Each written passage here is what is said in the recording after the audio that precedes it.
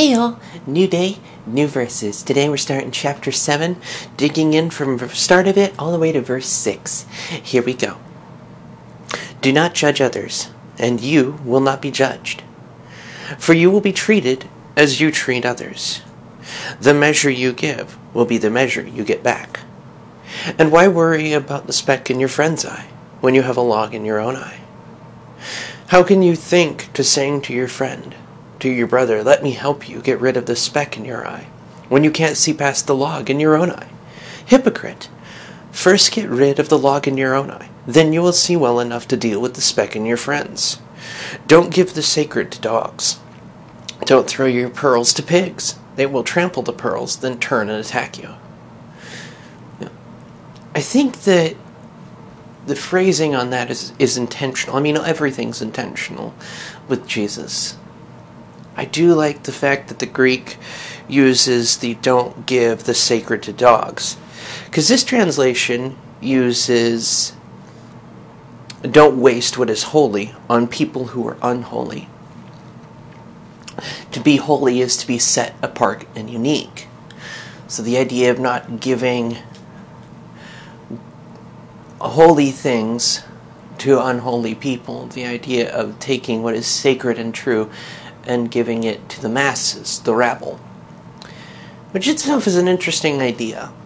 I've heard it a fair bit recently in many circles, like those that came out of Egypt with Moses who weren't Israelite, things like that. And I find myself thinking about how people respond, how people will turn quickly, how they tend to, if you give the truth to somebody, generally will piss them off and they'll try to attack you. So I don't think it's necessarily an invitation to have an us versus them mentality. I think it is more an invitation to understand audience. Because the holy word is just that, it's sacred, it's unique, it's set apart. Offering that to people who don't want anything like it doesn't exactly help. That's why I've never been super big about the view count on YouTube, because this stuff, these posts, will be seen in the season they're meant to, by whom they are meant to be seen. God's in control, so it's a simple matter of trust and release. Because if you try and give bits of wisdom to people who don't want them, you're just going to set them on edge, and you're going to cause difficulty in the connection, in the relationship, and generally people will turn on you. If people are ready to hear it, ready to change, that's different. Because then they're ready to let go. We're ready to let go of the difficulties and the sufferings. We're ready to go, or let go out of the valley we're in and let go of the way we're doing it.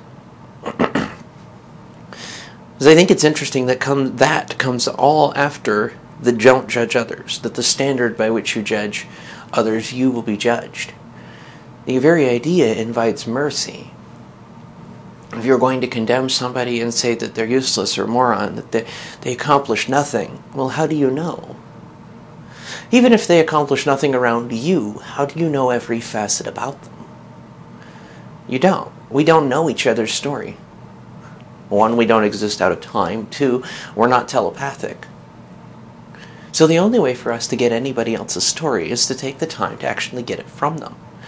And to take that person's story into our own.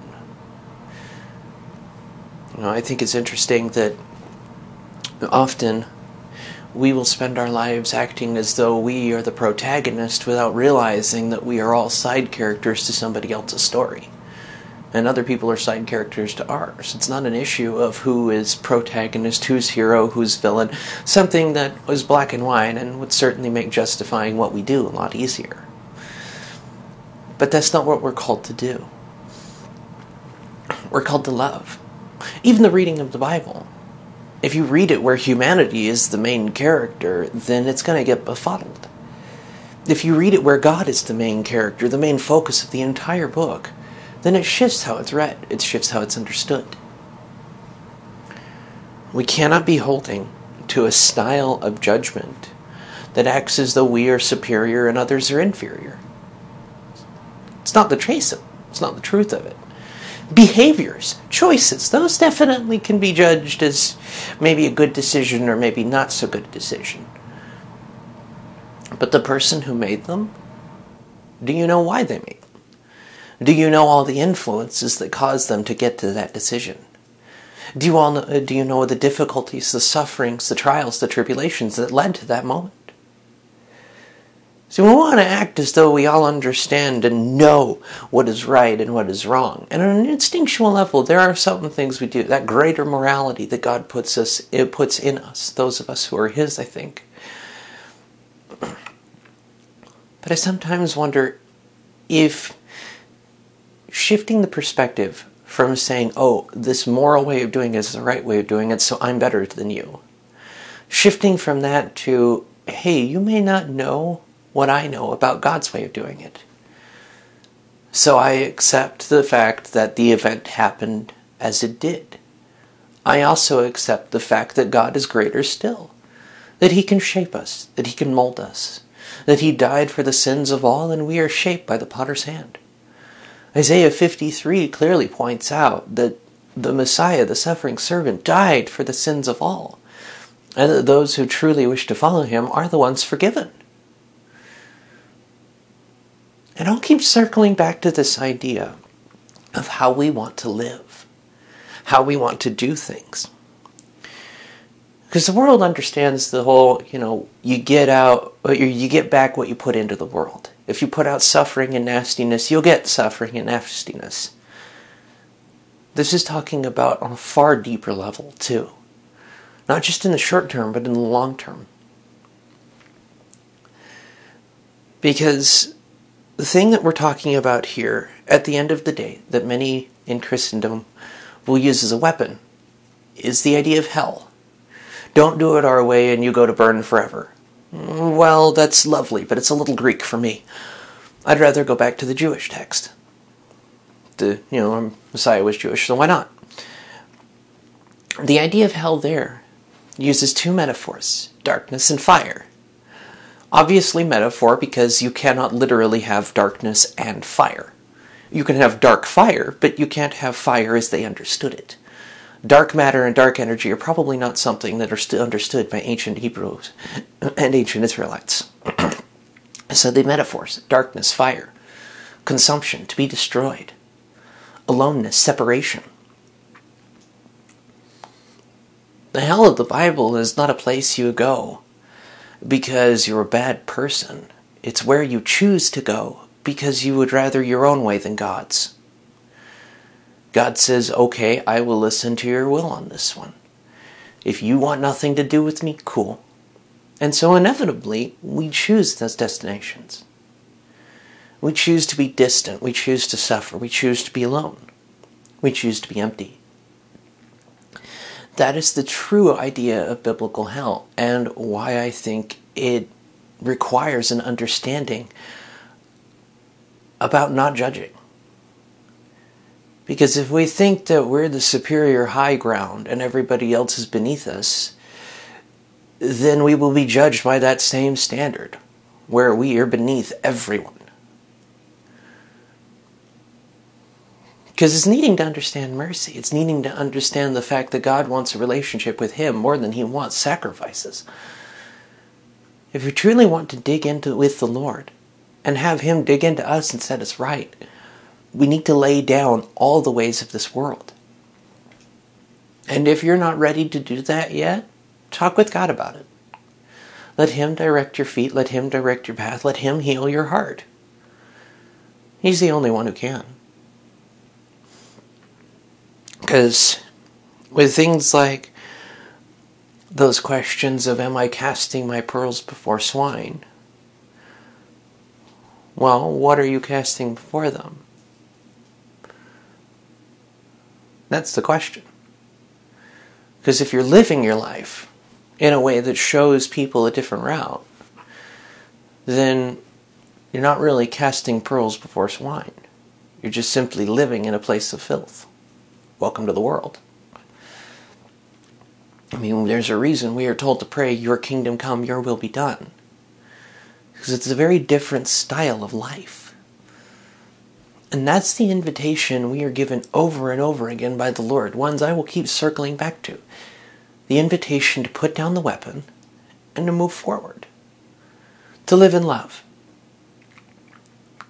Because the Greek don't give the sacred to dogs. We see that same idea come up again later. In a Gentile woman who says to the Lord, who says to Jesus, when he says that says the same thing, that you don't give what is holy to dogs, that you don't give them scraps. And a bold Gentile woman who says, that may be true, Master, but even the dogs get scraps from the Master's table. That's the kind of faith that says, on my own, I am not worthy. But you are the source of life, Lord. You are the source of bread, source of drink. In you we shall never grow hungry. In you we shall never grow thirsty. That's the kind of invitation we are given here. An invitation to live in a world radically different from the one around us. To live by standards radically different than what are understood by the world around us. And to sing praises to the one who sees us through. Not about judging others as worthy or unworthy, as only God can make that decision. Not about casting others and, oh, you've got this speck in your eye, you're doing this a little bit wrong. No. Because if you're trying to point out where people are having difficulty, doing the same thing that they're having difficulty doing and saying, oh, this is a better way to do it, does make you a hypocrite. If you're still doing it. But if you walk past the way that the life of this world tries to bind us, walk to one that says the judgment standard by which I judge is the Lord is judge, not me. That I will pour out mercy and compassion and kindness and love. That I will bear the fruits of the Spirit and not fruits of judgment. That's a different way of life. One I hope we can dig into as we continue through the rest of chapter 7. We're digging in tomorrow with verses 7 through 11 on effective prayer. And what's really going to be fun is covering the golden rule on Friday. I will see you guys then. May his favor be upon you. And know that he'll see you through. I'll see you then. Amen.